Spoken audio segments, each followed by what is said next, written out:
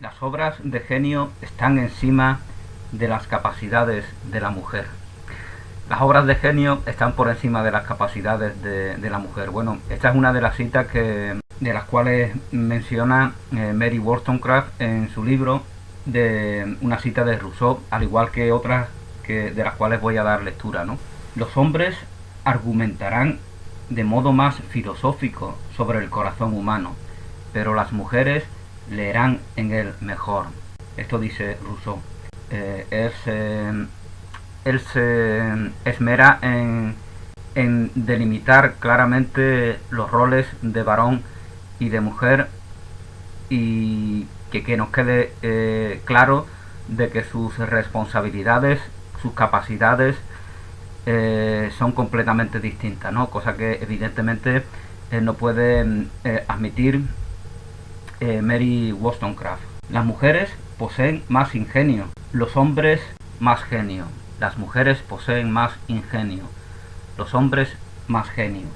Las mujeres observan, los hombres razonan. Bueno, a esto le responde Mary Wollstonecraft que ¿por qué es tan observativo, no? ¿Cómo es que observa tan bien Rousseau, si eso es una capacidad propia de las mujeres, ¿no? Entonces aquí vemos como si son las mujeres las que observan, pues que ellas den testimonio de esa observación. Las mujeres poseen más ingenio, los hombres más genio. Bueno, ya nos decía anteriormente que las mujeres no pueden ser genios. Los genios, los grandes genios de la historia, desde Esquilo hasta Picasso, pasando por Van Gogh, Shakespeare, Platón, Sófocles, Da Vinci, Michelangelo, Durero, Velázquez, Goya, Cervantes. Los grandes genios de la historia no pueden ser mujeres, ¿no? Aunque sabemos que hay mujeres. También como Teresa de Jesús, como Madame Curie, María Curie, como la propia Mary Wollstonecraft o su hija, o las hermanas Bronte, o la Roldana, por ejemplo. Hay mujeres que demostraron mucho genio en su disciplina, sea el arte, sea la filosofía, el pensamiento, la mística, lo que fuera. El problema es que Rousseau lo que hace es definir cualidades femeninas y cualidades masculinas, ¿no? Lo que en el yin y en el yang se atribuye a las dos formas en las que se manifiesta la misma energía. Por eso en el yin y en el yang pues todo es uno. Entonces en cada persona, sea mujer u hombre, están íntegramente todo lo masculino y todo lo femenino. Otra cosa es que generalmente dependiendo del sexo o del género de cada cual, lo masculino o lo femenino tenga preponderancia sobre los aspectos complementarios. La astucia de las mujeres las hace convertir en poder su supuesta debilidad, pero este proceso implica el sacrificio de la virtud en beneficio de satisfacciones temporales. Bueno, esto nos lo da a entender no ya Rousseau, sino la propia Wollstonecraft, porque ya como nos hablaba en algún otro fragmento, lo que hace la mujer que ha sido castrada de su potencial, lo que hace es mimetizarse, puesto que en cada mujer generalmente el aspecto receptivo, el aspecto de empatía con el entorno suele estar más acentuado que en los varones. Lo que hace es aceptar sus propias cadenas, sus propios límites que han sido impuestos por el orden, por el sistema, por lo que las feministas llaman patriarcado, ¿no? Entonces, una vez que han aceptado esto, sin ser conscientes de esa aceptación, sin ser conscientes de ello, lo que hacen es ejercer su poder disfrazadas de debilidad. Y eso es lo que Mary Wollstonecraft llama estas artimañas arteras, esta astucia. La astucia de las mujeres las hace convertir en poder su supuesta debilidad. Supuesta, por supuesto que no es verdadera, pero ellas la viven como si verdaderamente si lo fueran. Porque no cuestionan el régimen de opresión que las está limitando, que las ha expulsado de la vida social del mundo, y por eso se atrincheran en sus entornos domésticos y lo hacen suyo, se adueñan de ellos, que es una manera también de crear entornos tóxicos, puesto que ¿cuántas mujeres hay por ahí en vídeos, en blogs, hablando de madres tóxicas? Los hombres no lo hacen, pero sí lo hacen las mujeres. Pues no tienen inconveniente en hacerlo, porque van a hacer una crítica a personas de su mismo sexo. Esa toxicidad realmente la crea el propio sistema, el propio orden, la propia represión que sufren las mujeres. Y un entorno tóxico, todos somos activos en un entorno tóxico en la medida en la que somos partícipes de él, por mucho que no seamos conscientes de ello. Puesto que la persona tóxica, la persona que generalmente llaman tóxica, simplemente es una persona extremadamente energética, que por ignorancia ha aceptado la represión, la opresión, las cadenas que le han sido impuestas. Entonces interpreta su papel, por ejemplo, como hace el bullying, el que practica el bullying en las escuelas. Suele ser una persona, un niño ingenioso, astuto, pero ¿dónde aplica todo ese poder? Lo aplica de manera reactiva, intentando darse chutes de empoderamiento en base a querer hacer sentir mal a otros niños, que ellos ven como débiles, como vulnerables. ¿Por qué? Porque están acomplejados, se sienten inferiores, efectivamente se les ha adoctrinado en que no son nada. Entonces, para sentirse importante, para sentirse empoderados, necesitan ensañarse con aquellos que ellos entienden que son débiles. Entonces vemos cómo ellos aplican el poder de manera reactiva. Pues algo parecido hacen las mujeres, desde el punto de vista de Mary Wollstonecraft, cuando, sin ser conscientes de ello, aceptan las cadenas, la represión, la castración de su potencial al que el orden establecido y normalizado las ha sometido. Si se prueba que la mujer es más débil que el hombre, dice Mary Wollstonecraft, ¿de dónde se sigue que es natural que se esfuerce para hacerse aún más débil de lo que es? Si la mujer es más débil que el hombre, ¿por qué? Porque hay que normalizar una educación, una filosofía, unas formas de vida que las haga aún más débiles. Lo que hubiera que normalizar sería lo contrario, ¿no? Fijaos esa contradicción en la que cae todo el orden establecido. Porque más bien es todo lo contrario. Las mujeres no son débiles y por lo tanto las tememos.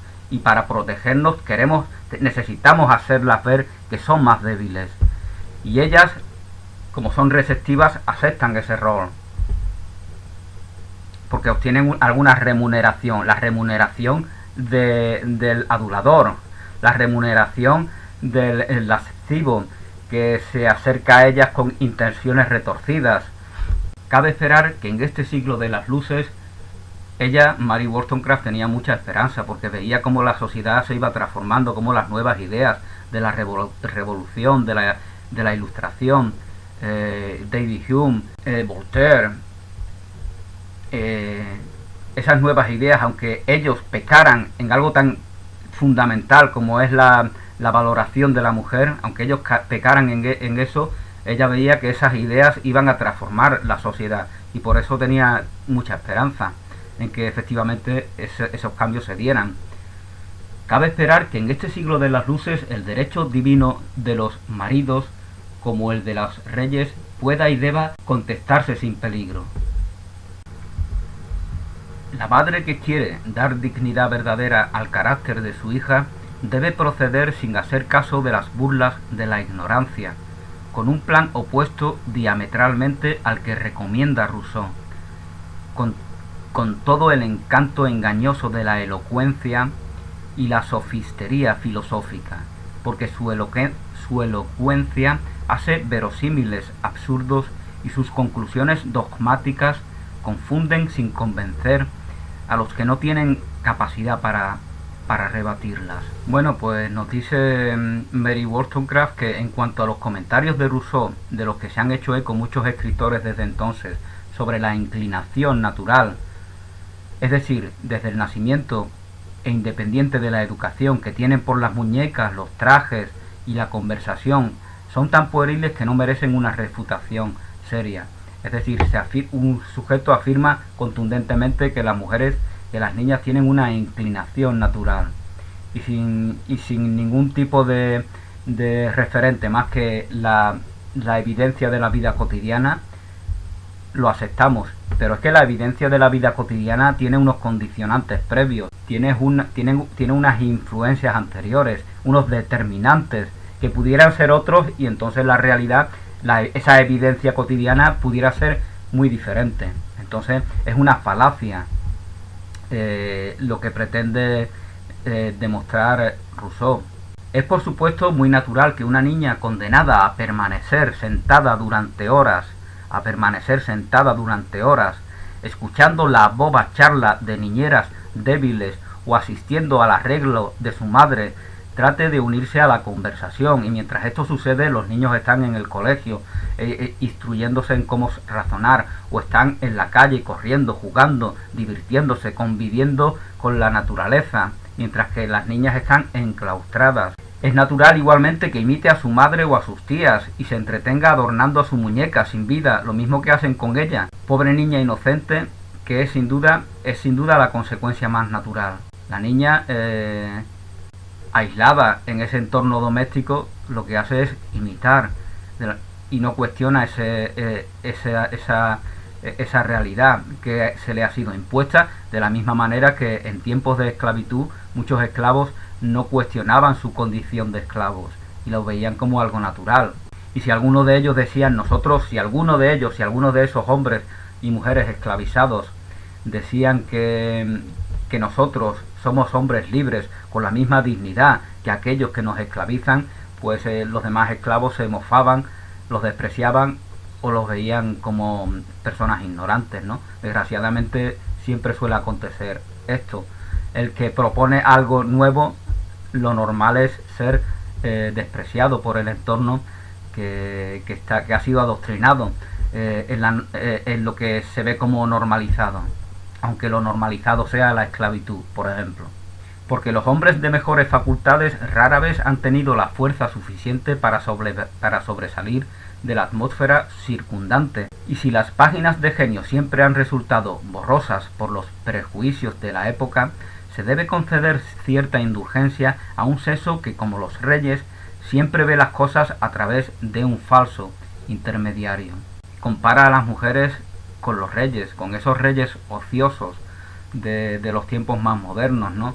Que a veces son engañados por sus mismos ministros, y por eso la vida esa evasiva que llevan los nobles, ¿no? La aristocracia, no tienen ninguna atribución práctica en la sociedad, puesto que para eso están los políticos, para eso están los ministros, para eso están las personas ilustradas en las diferentes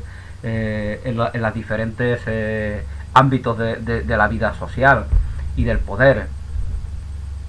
Inocencia es sólo la forma en que llaman cortésmente a la ignorancia. Esto se sigue haciendo, ¿no? El estado de inocencia. Se llama así a las personas que están embobadas, ¿no? No a las personas que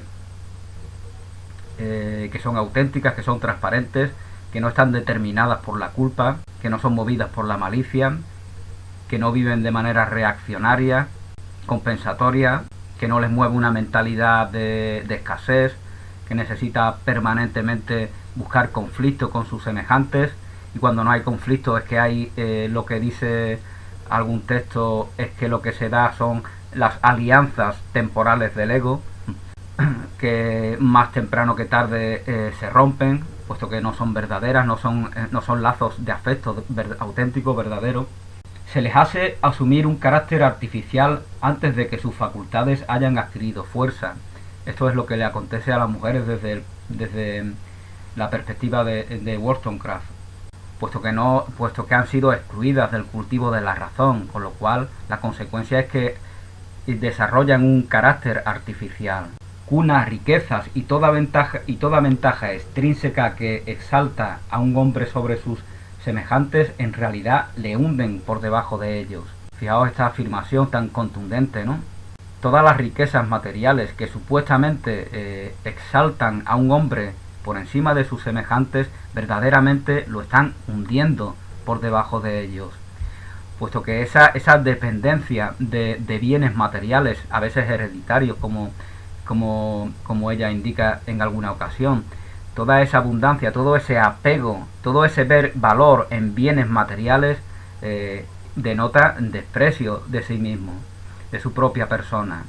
Y por eso se hunden por debajo de los más miserables, puesto que paradójicamente los más miserables viven experiencias que les puede hacer, que les puede proveer de un aprendizaje que les haga comprender la naturaleza humana en sus miserias y en sus grandezas. Esto no significa que el estado de miseria sea deseable.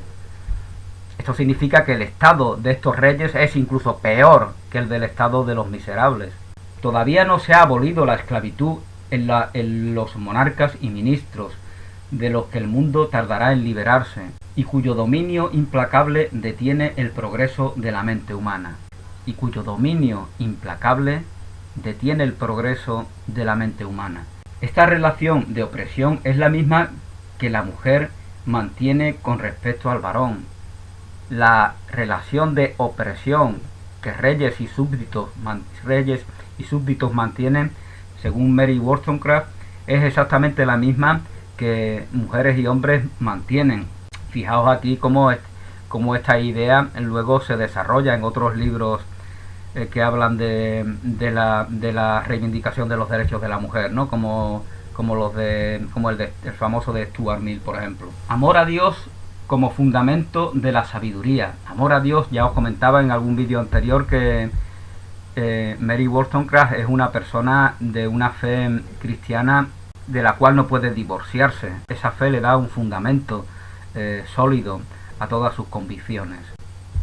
Amor a Dios como fundamento de la sabiduría, de la bondad y del poder parecen ser la única adoración beneficiosa para un ser que quiere adquirir la virtud o conocimiento.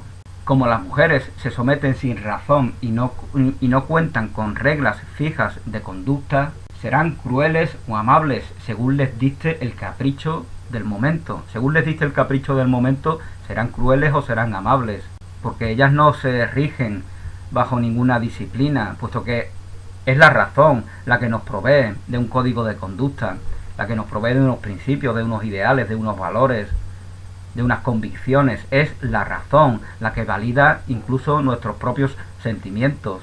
Entonces, cuando la mujer es excluida de ese paraíso, del paraíso de la razón, pues deambula como un Caín marcado y actúa por impulsos que no han sido validados por esa misma razón. Pero esto es lo que hace el orden, el sistema, la opresión que sufren. Esto es lo que hace de ellas. No debemos asombrarnos si a veces mortificadas por su pesado yugo, no debemos asombrarnos si a veces mortificadas por su pesado yugo. Fijaos esta evocación de citas bíblicas que es bastante común en este texto de Mary Wollstonecraft. Ya decía Jesús de Nazaret que su yugo era ligero. Pues dice Mary Wollstonecraft que este yugo es pesado para ellas.